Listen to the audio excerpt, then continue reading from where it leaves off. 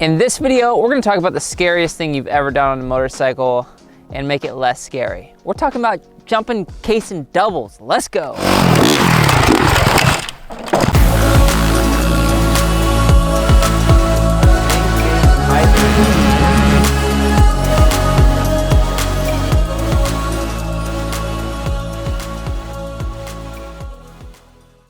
All right guys, well, welcome to this part of the video where we're going to purposely case a double in order to help you become a safer rider. We all know that we have holdbacks jumping. The tabletops are one thing, but doubles are a whole nother thing, right? I always tell my riders they're tabletops with nothing in between. Doesn't always help, but if you can think of it that way, it gives you a little more confidence. But what we're gonna do is teach you guys how to case them safely. So real quick before we start, a little disclaimer here. You know, it's pretty hard to practice this, to get good at it without, you know, accidentally doing it. But what I will say is if you go to a track and you find a landing that's very round and not sharp, that's the one you wanna go to. And then also don't think that that's gonna react the same way a steep, taller landing is gonna react. So make sure that you're aware of your surroundings. You just don't want to get caught off guard casing a double. All right, so step one is gonna be taking off the face of the jump. What you wanna think about when you're taking off the face of the jump is you wanna take off the face of that jump with confidence. And what I mean by that is you wanna go over the front of the bike. You wanna be in good standing position, which will make sure we show you what that looks like, but you also wanna be driving with your head. The reason for that is we wanna be level in the air and or a little nose down.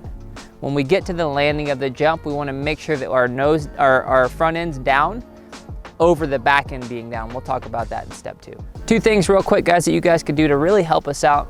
Check out our shopmxf.com. That's our merch page. We got really cool stuff that we just dropped. And also, just a like and subscribe would be huge. It helps the channel grow, helps us grow, helps us keep giving you awesome content. All right, so step two is just gonna be making sure that you're able to adjust the bike in the air. A lot like the tabletop video that we put out last week, but more so you have to be more precise, right? Because you can get away with landing on a flat area with both wheels in one direction and usually save it. It's a little more dramatic when you're landing into the face of something that's steeper. So you wanna make sure that you know how to hit the back brake if you need to, and that you're able to drive off of the jump face jumping level. If you're not able to do that, maybe doubles aren't your thing yet, and just hold back. Practice the tabletops, practice casing the tabletops, practice getting smooth on the tabletops.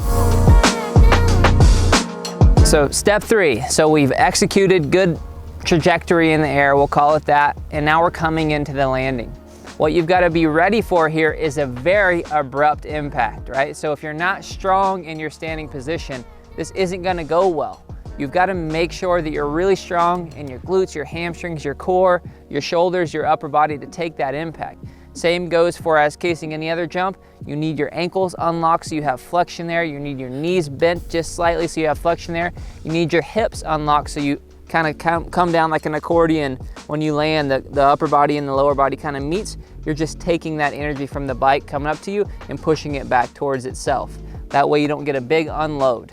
One important thing you got to think about is you want to drop in front wheel first. The reason for that is it's going to give you more of a level takeoff when the bike unloads, right? It'll slow you down, one, which is nice, and it'll also bounce you more level.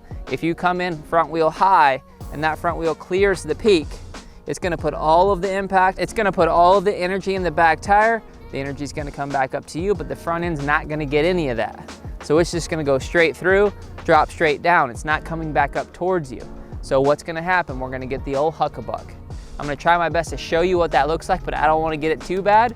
But yes, you wanna make sure that front end goes, the suspension compresses, back end goes, suspension compresses, then body puts energy into the bike to keep from it unloading too hard, and then it should bounce fairly level or just a little front end down. You should be able to ride right out of it. One thing that we didn't talk a whole lot about in the jumping or the tabletop video last week was landing sideways, right? So if the jump is really rutted and you're not real confident in being able to jump that bike correct, you may not want to practice this drill on any jump that you're not able to jump it straight.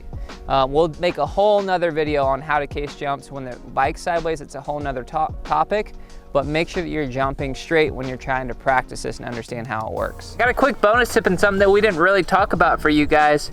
The technique of casing a double front end down, kind of popping up and casing it, is really good for tight corners right after the landing. So if you got a double going into the corner, rather than completely rolling that double, you can case on the top when you case on the top, all your speed is sucked away, and then you're actually able to make that nice inside rut and make up some time going around the track. Oh my gosh! Well, now that my joints are destroyed, I hope you guys liked the video. And if you did, make sure you check out the videos over there. Don't forget to hit the like and subscribe below. We have an Instagram account. It's called @TheMXFactory. Make sure you check that out. It's got some really cool stuff on there. And also a Patreon account where you can make really small monthly donations to help keep this channel moving forward. We'll see you guys next time.